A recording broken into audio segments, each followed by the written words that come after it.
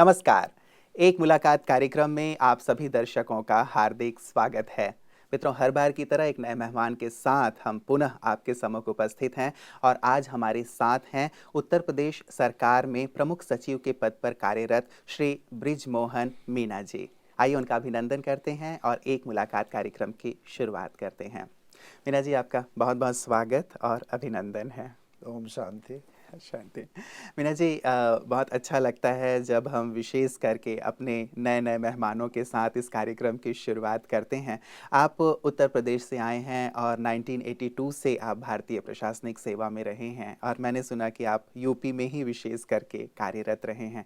तो प्रशासनिक सेवा में रहते हुए किस प्रकार का विशेष अनुभव रहा है आपका?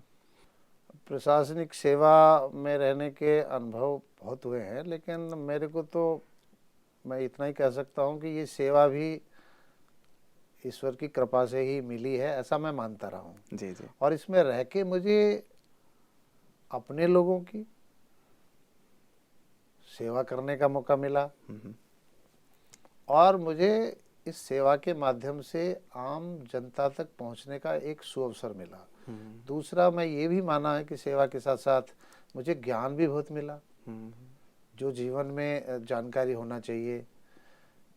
कैसा ग्रामीण परिवेश है, कैसा शहरी परिवेश है, जी, कैसे प्रायः राजनीतिक। सभी जनपदों में रह के आपने कार्य जी किया जी। होगा जब 82 से आप हैं नहीं, तो। मुझे बहुत अनुभव है। मैं 4-5 जिलों में कलेक्टर रहा, जी जी। 4 डिवीज़न में कमिश्नर रहा, कई विभागों में प्रमुख सचिव सचिव के पद पर मैंने काम किया। जी जी।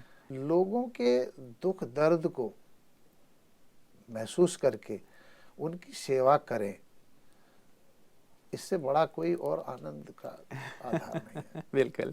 मीना जी, क्या कभी ऐसा लगा, चलिए जिस पद पे आप रहे हैं तो वहाँ रहते हुए आपने लोगों की सेवाएँ तो की, उनकी ज़रूरतें आपने हर प्रकार से पूरी करने की कोशिश की है। क्या कभी ऐसा लगा कि इस सेवा के साथ-साथ लोगों की आध्यात्मिक सेवा करने की भी आवश्यकता है ताकि उनके अंदर मूल्यों की जागृति आए या हमारी जो संस्कृति है, आध्यात्म है, वो उनके अंदर जागृत हो? कभी इस प्रकार का भी भाव आपके सामने आया?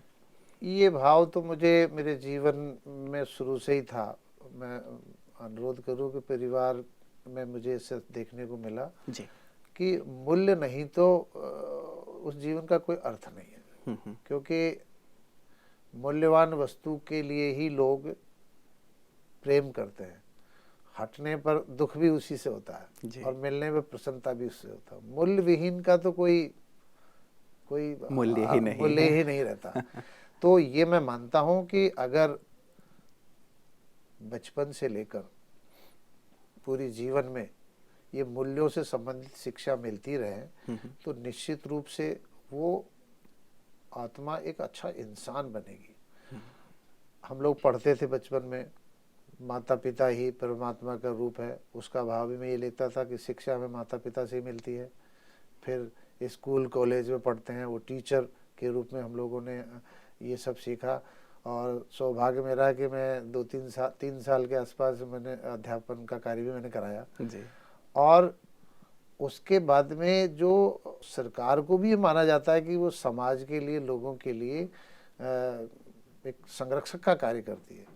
तो मूल्य हर जगह आवश्यक है और मूल्य पर आधारित शिक्षा होनी चाहिए, मूल्यों की जानकारी होना चाहिए और आध्यात्मिक जो ज्ञान है, शिक्षा है, उससे ही वो आती है। आगे बढ़ सकता है। मीना जी, क्या आपको नहीं लगता कि आज का यदि परिवेश देखें, आप तो बहुत ही समीपता से लोगों के साथ जुड़े हुए हैं, तो कहीं न कहीं अध्यात्म और मूल्य लोप होते से चले जा रहे हैं? लोभ तो मैं इस तरह कह दूं कि बीज की नास्ती तो कभी होती नहीं। जी। लोगों की प्राथमिकताएं हैं, भौतिक युग में उनको देखकर लोग उनकी तरफ आकर्षित होता है। जब परमात्मा ही बीज रूप है तो मूल्य के आधारित जीवन जीने वाले मूल्यवान व्यक्ति इस समाज में हमेशा रही हैं और उन्हीं के निर्देश पर ही ये समाज आगे बढ़ता है। लेकिन अधिकता में यदि मैं बात कर रहा था मीना जी, हाँ, क्योंकि यदि हाँ, एक मास में देखें तो ज़्यादातर बिल्कुल, ये बिल्कुल, देखने में बिल्कुल। आता है, या आप मीडिया भी उठा के देख लें, आप न्यूज़ चैनल में जब जाते हैं या न्यूज़पेपर उठाते हैं, तो ज़्यादातर आपको फ्रंट पेज में यही सारी चीज़ें देखने में मिलती हैं कि समाज में ये घटनाएं हो रही हैं और ज़्यादातर नकारात्मक ये होती हैं। उस ये संदर्भ में मैंने कहा कि शायद मूल्य और आध्यात्म का अभाव तो कहीं इसका कारण नहीं है। नहीं, ये तो है। ये जितनी भी जो जो पाप हो रहे हैं, अत्याचार हो रहे हैं, ये इसी का परिणाम है। और वो रुक भी तभी सकता है कानून के साथ साथ मूल्यों के बारे में, वैल्यूज के बारे में आम जी। व्यक्ति को जानकारी। मीना जी, जब आप अपने क्षेत्र में रहे और जब आप प्रमुख स्थानों पे रहे जहाँ जहाँ आपने प्रशासनिक अपनी सेवाएं दी, तो क्या आपने अपनी तरफ से कुछ इस प्रकार का प्रयास किया कि बच्चों में, युवाओं में या लोगों में ऐसे मूल्यों का सिंचन हो या आध्यात्म की ओर थोड़े अग्रसर हों? मैं अपने चाहे सरकारी कार्यक्रम हो, कहीं गांव में जाना हो, जी। मीटिंगों में हो, तो मैं कोशिश करता था कि अपने विषय के साथ साथ इन बिंदुओं पर थोड़ा प्रकाश डालता था। और विशेष रूप से मैं इस पॉइंट पे जोर देता था कि बच्चों को अपने माता पिता के प्रति रिगार्ड रखो, उन्हीं से सीख मिलनी चाहिए। और हमेशा माँ बाप को मैं ये कहता रहता था कि अपनी जिम्मेदारी को निभाना है। अगर बच्चों को शिक्षा वो ही नहीं देंगे तो वो बाकी और टीचर से और बाकी लोगों से उतनी उम्मीद नहीं कर सकते। ये उनका कर्तव्य है। जी, जी, ये जी। पॉइंट मैं बताता रहता हूँ हमेशा। कि माता-पिता से ही बच्चे इस चीज़ को जी, सीखेंगे। जी। विशेष करके माता-पिता की बात तो आती ही है। आपको क्या विशेष लगता है मीना जी, यदि एजुकेशन सिस्टम में भी इस चीज़ को शामिल किया जाए, बच्चे यदि बचपन से ही ये मूल्यों की शिक्षा, आध्यात्म की शिक्षा, इन सब की ओर यदि बढ़ें, तो एक मूल्यवान नागरिक का निर्माण होगा और शायद आज जो समाज की स्थिति हम देखते हैं कि थोड़ी-सी दयनीय सी दिखाई देती है, बहुत सारी जो क्राइम रेट हैं वो बढ़ते हुए दिखाई देते हैं। क्या यहाँ से समाप्त हो सकता है? मैं तो अपनी एजुकेशन पे याद करूँ तो हमने प्राइमरी में ही ये जीवन के आधार जिनसे सीखने को मिलता है, जी। ऐसे दोहे, चौपाई, ये सब हमको पढ़ने को मिली। और उनको याद अगर रखते हैं तो आदमी जब गलत जाता है तो उससे उसके पैर रुकते हैं अपने आप। लेकिन आज देखने में आता है कि मोरल साइंस का जो पीरियड है, वो खाली रहता है। उसमें कोई टीचर ही ऐसे नहीं है जो जा कर के मोरल साइंस के बारे में बताएँ, समझाएँ, क्योंकि शायद उन्हें खुद लगता है कि यदि मैं खुद पान खा रहा हूँ या तम्बाकू खा रहा हूँ, तो मैं फिर बच्चों को क्या सिखाऊँगा? तो यहाँ क्या किया जाए आपके विचार से? ये तो कमी है। देखिए, यही तो इसी का प्रभाव कम पड़ता। व्यक्ति अगर बोलेगा, किसी को शिक्षा देगा और वो ऐसा वो नहीं है तो उसका प्रभाव नहीं पड़ता। उसको वैसा पहले बनना चाहिए। जी। और बनने के बाद में अगर कहता है तो लोग भी उसको स्वीकार करते हैं। हुँ। तो ये बात सही है कि जीवन में जब तक वो खुद नहीं उतारता तो उसके कही हुई बातों का प्रभाव उतना नहीं होता। जी। तो एजुकेशन सिस्टम में इन चीज़ों को शामिल किया जाए, ऐसा आप मानते हाँ, मैं हैं? मानता हूँ कि बिल्कुल मूल्यों पर आधारित एजुकेशन और इस पे जोर देने की आवश्यकता है। बिल्कुल। तो क्या कारण लगता है, देखिए मैकाले ने जब से ये सिस्टम चलाया था तब से ऑलमोस्ट थोड़े बहुत फेर-बदल के साथ हम उसी को ढोते चले आ रहे हैं। जबकि हम सब ये जानते हैं कि वो बाबू बनाने के लिए वो शिक्षा नीति बनाई गई थी। क्या कारण लगता है कि देश को आज़ाद हुए इतना समय हो गया है और अब तक हम एक ढांचागत परिवर्तन जो शिक्षा में लाना चाहिए, स्किल्स डेवलप होने चाहिए, मूल्यों की जागृति आनी चाहिए या अध्यात्म की ओर बढ़ना, वो चीज़ें हम अपनी शिक्षा नीति में शामिल नहीं कर पा रहे हैं? नीति के बारे में तो मैं ज़्यादा इस समय कह नहीं पाऊँगा क्योंकि मुझे बहुत ज़्यादा उतनी जानकारी नहीं है। लेकिन टीचर्स जो जो इस लाइन में आते हैं, जी। उनको शायद ये समझना चाहिए कि शिक्षक बनना एक अपने आप में बहुत बड़ा अचीवमेंट है। और जब वो शिक्षक बन के वो बाकी और बातों की तरफ उनका ध्यान रहता है तो शायद वो मूल्यों पर आधारित शिक्षा वो देने में कहीं न कहीं कमी रखते हैं। जी। शिक्षक बनना ही अपने आप में एक सम्मान है। और सुख तब मिलता है जब संतुष्टि होती है। अगर उस शिक्षक कोई संतुष्ट है तो वो अच्छी शिक्षा देता है, ऐसा मैंने पाया है। जी, जी, और जी। अगर संतुष्ट नहीं है, केवल जॉब के लिए इस अध्यापन कार्य में आया है, तो शायद तो वो वो काम उतार जिम्मेदारी देते को हैं। निर्वहन नहीं कर बिल्कुल, पाता। और बच्चे भी उस चीज़ को फिर नहीं ग्रहण कर पाते हैं। चलिए, यदि प्रशासनिक सेवा के फ़ील्ड में यदि आते हैं मीना जी, तो मैं कहूँ कि थोड़ा-सा आज कई बार वो भी देखने में आता है कि थोड़ी भ्रष्टाचार की वहाँ पे भी बातें यदि आ जाती हैं, तो सेवा थोड़ी-सी पीछे हो गई है, स्वार्थ थोड़ा आगे हो गया है, कई बार ऐसा देखने में आता है। आप शायद थोड़ा-सा ज़्यादा अच्छी तरह से उसकी तस्वीर को सामने रख पाएँगे। ऐसा क्यों है? निवारण क्या लगता है आपको? ये भी कुछ समाज में इन चीज़ों का ही, इन मूल्य की कमियों का ही एक प्रभाव है। आदमी ये समझता है कि जहाँ मैं सेवा देने के लिए आया हूँ, ये मेरी योग्यता का प्रतिफल है, ऐसा मानते हैं लोग। जी, जी, जी। मेरी धारणा है कि ऐसा नहीं है। योग्यता के आधार पर जरूर उसको सहयोग मिलता है, लेकिन वो मिलता है परमात्मा की कृपा से। और अब मैं इस आध्यात्मिक जब से मैं जुड़ा हूँ, तब तो ये बहुत स्पष्ट हो गया है कि जब ड्रामा में हर चीज़ निश्चित है, तो ये उसको मिली ही उसकी कृपा से। जी, तो जी। और जब इसको याद रखता है, तो वो सेवा देने के क्षेत्र में जब भी वो आगे बढ़ता है, तो वो अपने सिद्धांतों से वो भटक नहीं पाएगा।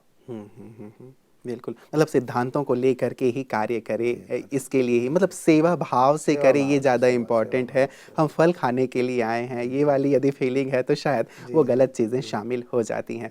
एक विशेष चीज़, जब आध्यात्म की हमारी बात हो रही है तो किस प्रकार मैं जानना चाहूँगा, ब्रह्मा कुमारीज़ के संपर्क में आपका आना हुआ और फिर क्या वैचारिक परिवर्तन आए, जीवन में क्या परिवर्तन आया?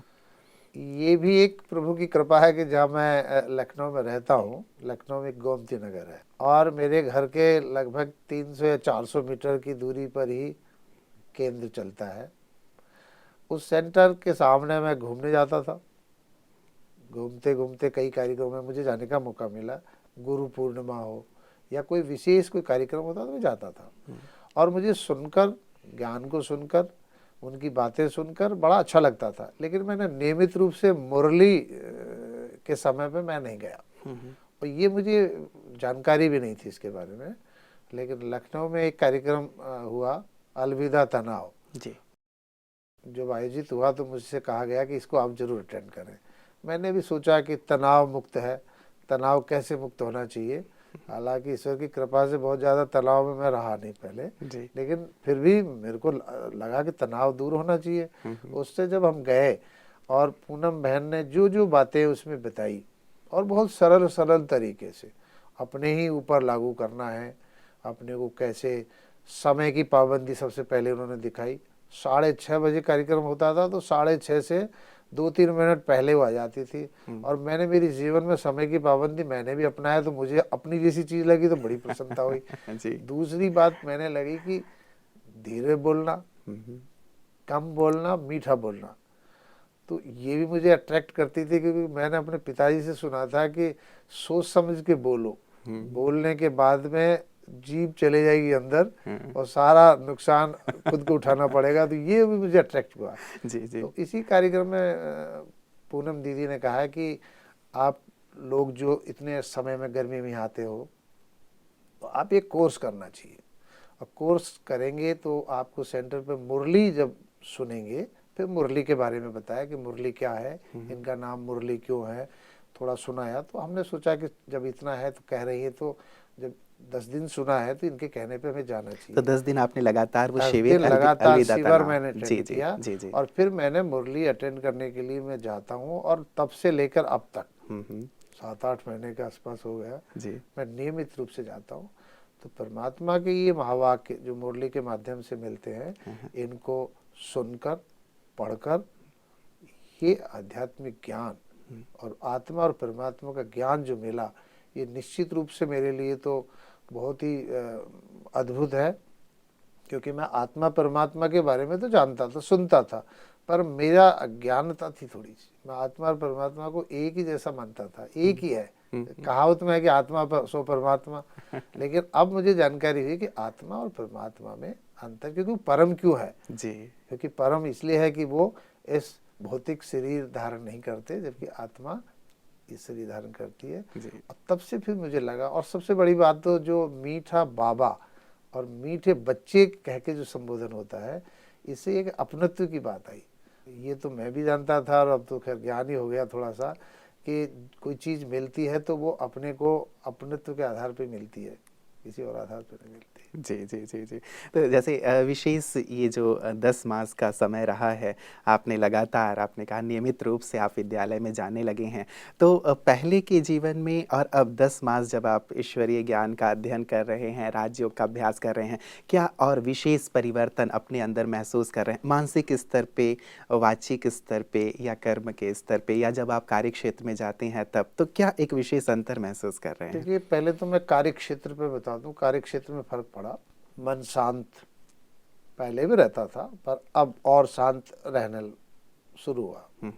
और जब शांत रहता है तो अब पता लगा कि शांत रहने के क्या फायदे हैं, क्योंकि जितने भी मानसिक बीमारियां हैं ये अशांति का ही प्रतिफल है।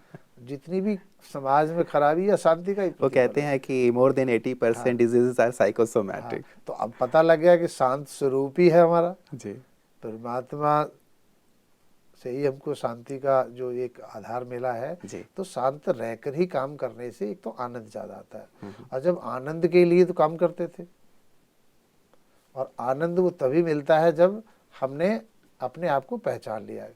जी।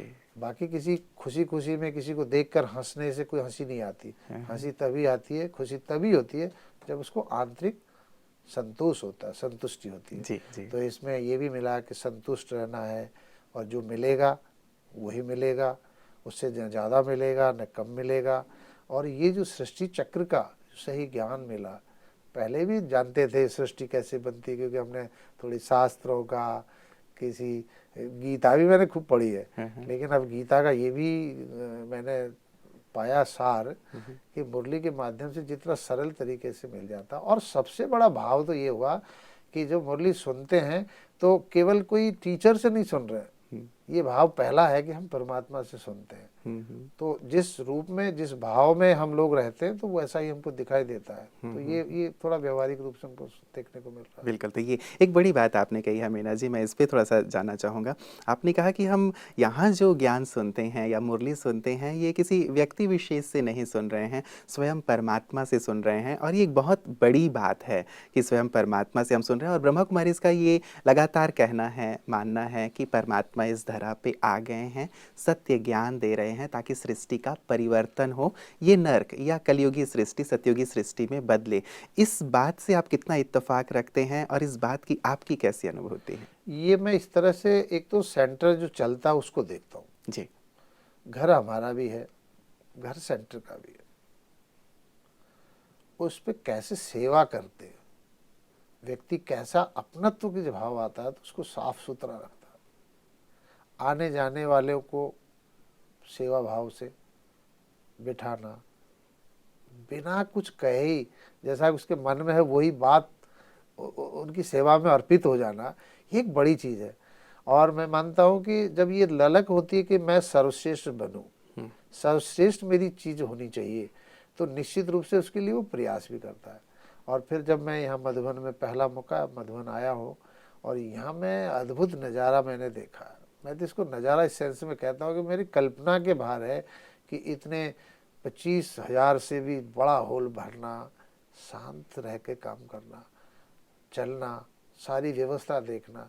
तो अगर शांत मन अगर रखें तो मैं समझता हूँ हमारा प्रशासनिक काम भी बड़ा हल्का हो जाएगा। और मैं आपको एक और यहाँ उदाहरण दे दूँ जी कि अभी एक वहीं राधा दीदी के सेंटर पर ही उन्होंने एक कार्यक्रम आयोजित किया था। एक रशियन ग्रुप आया, जी जी रशिया के और आसपास की कंट्री के भाई लोग आए। उन्होंने हमारे देश की कल्चर के बारे में, हम इसलिए कहता हूँ कि चूँकि भारतवर्ष को हम अपना मानते हैं, हमने अपना माना था, लेकिन इस देश की संस्कृति के बारे में, देश की धर्म के बारे में, देश के बारे में, और ये कहना कि परमात्मा केवल भारत में ही आते हैं, ये जिस ढंग से उन्होंने पेश किया, शायद हम लोग भी उतना मुक्त भाव से नहीं करते। और दूसरा, उसी दिन शिवानी बहन का प्रोग्राम था जी उसको सुनने लोग आए। और जब शिवानी दीदी ने आखिरी में साइंस और साइलेंस इन दोनों को बताकर साइंस की तुलना में साइंस की पावर को जो बताया और उसको महसूस कराया, तो मैंने देखा 4,000 आदमी कैसे चले गए चुपचाप। तो ये ज्ञान अगर सबको आएगा जी तो ये कोई आध्यात्मिक क्षेत्र में तो मिलेगा। मैं समझता हूँ कि समाज को फायदा होगा, सरकार को फायदा होगा। और मेरा तो ये अनुभव है कि जब से मैं इस ज्ञान से जुड़ा हुआ हूँ, मैं जहाँ भी चर्चा करता हूँ सब सुनते हैं, सब महसूस करते हैं, और सब कहते हैं कि नहीं ये अच्छा है, जी जी अच्छा है, बहुत अच्छा है। तो हम लोग तो इतना ही कह सकते हैं कि चूंकि अब ये भी ज्ञान हो गया कि इस ज्ञान को प्राप्त करने के बाद इसको बढ़ाना, इसको फैलाना, हर आत्मा का ये दायित्व है। दायित्व है रियली। आपको पहले क्या लगता है मीना जी, जैसे आपने इतना सुंदर अनुभव किया है, कई लोगों की ऐसी मानसिकता होती है कि भाई हम लोग बहुत व्यस्त हैं अपने क्षेत्र में, अपने कार्यों में, आप भी बहुत व्यस्त रहते हैं, तो वो सोचते हैं कि हम इसके लिए अब अध्यात्म के लिए अभी क्या वक्त निकालें, वो 50-60 साल के बाद निकालेंगे। दूसरे ये लोग सोचते हैं कि धर्म और अध्यात्म वाली चीज़ तो अलग विषय है, ये हमारे कार्य क्षेत्र से अलग है, मतलब बिजनेस में इसका कोई मतलब नहीं है, स्टडी में इसका कोई मतलब नहीं है, फील्ड में कोई मतलब नहीं है। आप क्या ऐसे लोगों को कहेंगे आपके अनुभव से, क्या वहाँ इसकी आवश्यकता है जो ज्ञान सचमुच अध्यात्म का जो दिया जा रहा है? देखिए, ये जो आपने कहा है बात सही है, ऐसा लोग मान रहे हैं। इस ज्ञान की कोई प्राप्त करने की कोई उम्र नहीं होती। जी। शास्त्रों में आता है उल्लेख, बहुत हम्म। बहुत से हैं। ध्रुव जी का तो बहुत नाम ही है, एज कोई बार नहीं थी। और ये लोग कहते हैं ऐसा कि नहीं अभी टाइम नहीं है। मैं समझता हूँ कि इस ज्ञान को तो प्रारंभ से ही मिलना चाहिए, और प्रारंभ से ही ज्ञान मिलेगा तो इसको कर्म क्षेत्र में उसको बहुत लाभ मिलेगा। जी। कर्म क्या है? कर्म भी तो एक धर्म ही है। अपने निर्धारित कर्म को अंजाम मतलब देना कर्म और धर्म को कोई अलग ना किया मैं जाए, हाँ, साथ लेके ये चला साथ जाए। है। जी। और गीता पढ़ने से ये पता लगा था कि जब आप कर्म को बिना फल की इच्छा के और भगवान को अर्पित करके समर्पण करके करेंगे तो उस कर्म का फल आपको नहीं मिलेगा। ऐसा हमने उसमें पढ़ा था। जब हमने इस ब्रह्मा कुमारी के सेंटर पर आकर और परमात्मा शिव बाबा की मुरली को जब हमने सुना, तो इसको जिस सहज ढंग से समझाया है, तो वो अब तो ये तो बिल्कुल हर आदमी के समझ में आ गया कि हमारे कर्म का फल तो हमें मिलना है। अच्छा करेंगे तो अच्छा मिलेगा, और बुरा करेंगे तो बुरा फल जरूर मिलेगा, इससे कोई बचा नहीं सकता। लेकिन अगर हम उसको परमात्मा को अर्पित करते हुए और निर्धारित कर्म को हम उस आधार पर करेंगे तो शायद वही हमको फल उसकी प्राप्ति नहीं होगी। तो ये ज्ञान का तो बहुत फायदा है। बिल्कुल, मतलब हर एक फील्ड वाले स्पिरिचुअलिटी को अपने जीवन में ज़रूर लाएँ, इसकी आवश्यकता है, इससे उनकी कार्यक्षमता बढ़ेगी। क्योंकि ज्ञान को, परमात्मा को याद करने के लिए कहीं ये रोका नहीं है कि आपको काम छोड़ देना है। उल्टा ये बताया गया है कि निर्धारित कर्म करते करते परमात्मा को याद रखते हुए काम करेंगे और इससे कार्य में निखारता तो आएगी, वो निखार आएगा। निखरता जाएगा। जी बिल्कुल, जी जी बिल्कुल। जी। एक विशेष चीज़ और, ब्रह्मा कुमारियों के लिए कई प्रकार की भ्रांतियाँ लोग रखते हैं मीना जी, कि यहाँ भाई-बहन बना दिया जाता है, या ये होता है, वो होता है, पता नहीं धन कहाँ से आता है, आदि बहुत सारी विचार या भ्रांतियाँ लोगों के मन में रहती हैं। आप इन भ्रांतियों के बारे में क्या कहना चाहेंगे सबको? नहीं, भ्रांतियाँ थी, पहले लोग कहते थे। हालांकि मुझसे तो किसी ने ऐसा नहीं कहा, क्योंकि मेरे एक और मित्र थे, जी। वो आईएएस में थे, हमारे वहीं के थे। वो इससे 14-15 साल से जुड़े हुए हैं। तो मैं तो खैर इस भाव का था, तो मुझे तो ये बात लगती गलत थी कि ऐसा है। लेकिन फिर भी लोग ये समझते थे कि इनमें जाने से क्या फ़ायदा होगा। लेकिन जब ये देखा कि विश्वविद्यालय नाम क्यों पड़ा, और प्रैक्टिकल में देखा कि इस धर्म में या इस ज्ञान में सिख धर्म के लोग भी आ रहे हैं, मुस्लिम भी आ रहे हैं, क्रिश्चियन को तो खैर मैंने तो अभी आंखों से नहीं देखा, पर वो भी आते ही होंगे। पर ये दो को तो मैंने देखा। हाँ, और वो 135 कंट्रीज में मीना जी वैसे इसकी ब्रांचेज हैं, तो हाँ 135 कंट्रीज से जो हाँ, ज़्यादातर आते हैं वो क्रिश्चियन वो ही हैं। बिल्कुल निश्चित रूप से आपने ये सके। पर मैंने ये मेरे सामने ज्ञान लेते हुए देखा, और मैंने उन भाई से पूछा कि गुरुद्वारा तो बगल में है, दीवार मिली हुई है। तो उन्होंने और कुछ नहीं कहा, उन्होंने कहा कि भैया यहाँ ज्ञान है और वहाँ भक्ति है। तो ये बड़ा सरल तरीके से उन्होंने बताया। तो ऐसा कोई नहीं है, अब सब समाज के लोग मान गए हैं कि ये बिना किसी लोभ लालच के, ये सेवा भाव से ये ज्ञान दिया जा रहा है, लोग जुड़ रहे हैं। जहाँ तक बात है कि ये भ्रांति की कोई पैसे की कोई बात आती है, कोई ऐसा शायद ही कोई सोचता होगा, ऐसा कुछ नहीं है। कोई वहाँ धन न मांगा जाता है न कुछ कहा जाता है। और जो आत्मिक ज्ञान जिसने प्राप्त कर लिया, वो सेवा के क्षेत्र में अगर आता है तो उसको सहयोग तो हर जगह देना ही चाहिए, ऐसा मैं मानता हूँ। इसमें कोई मांगे या ना मांगे, क्योंकि परमात्मा ने हमें ज्ञान दे दिया है कि हम तो दाता है। और दाता में लोग कई धन से जोड़ते हैं, मैं धन से बड़ा मानता हूँ ज्ञान का दान देना, जी, जी। ज्ञान का दान देना, ये सबका दायित्व है। बिल्कुल। चलिए, बहुत सुंदर बात आपने कही है। माउंट आबू अब आप आए हैं, वैसे तो आपने कुछ शब्द में इसे पिरोने की कोशिश की, आपने कहा कि वर्णन नहीं कर सकता। फिर भी मैं यदि आपसे पूछूं कि 3 शब्दों में यदि आप यहाँ के अनुभवों को पिरोना चाहें मीना जी, माउंट आबू में ब्रह्मा कुमारीज़ आश्रम में जब आप आए हैं, तो वो 3 शब्द क्या होंगे? मैंने मधुबन यहाँ देखा, और मैंने आबू माउंट पर जाके वो भी मैं देख के आया हूँ। मैंने जी, सब जी। देखा, मैंने नज़ारा देखा। और कल ही मैंने जानकी दादी जी आई थी, तब एक गीत बजा था, और वो 3 शब्द मुझे बड़े प्रभावित किए। 3 रतन उसमें बताए हैं, बाबा, मुरली और मधुबन। तो मधुबन जिस ढंग से यहाँ है, लोग आ रहे हैं जिस भाव से यहाँ, वो भाव प्रकट कर रहे हैं, मुझे तो ये विश्वास हो गया कि स्वर्ग शायद ऐसा ही होगा। बहुत सुंदर, मतलब एक शब्द है स्वर्ग और 3 शब्द आपने कहा, बाबा, मुरली और मधुबन। सचमुच ये यहाँ ही प्राप्त हो सकता है। यहाँ से जा कर के अब क्या मीना जी आपको लगता है, अब मुझे यहाँ से जाने के बाद एक सुंदर अनुभव लेके मैं जा रहा हूँ, वहाँ जाके मुझे क्या करना है, अपने लिए भी, अपने डिपार्टमेंट के लिए भी, लोगों के लिए भी? ऐसा भाव अब पैदा हुआ है कि सेवा में है तब भी, सेवा के बाद में भी, जहाँ रहेंगे, इस परमात्मा के सच्चे ज्ञान को हमको लोगों को बताना पड़ेगा। और हमारा, जैसे परमात्मा को तीनों रूप बताएं, बाप का, शिक्षक का, टीचर का, और सदगुरु का, ये प्रयास करना चाहिए, इस ज्ञान को हमें दें। और सेंटर पे कोई आए या ना आए, सेंटर में आना भी कोई ज़रूरी नहीं है।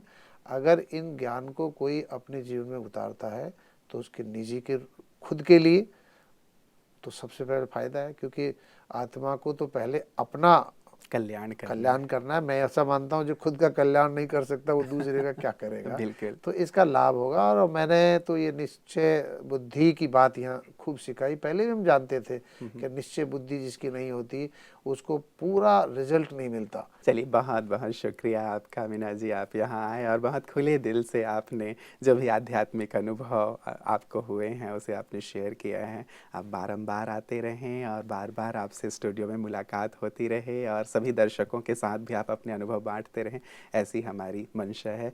आप यहाँ आए, आपका बहुत बहुत शुक्रिया। धन्यवाद। नमस्कार। ओम शांति।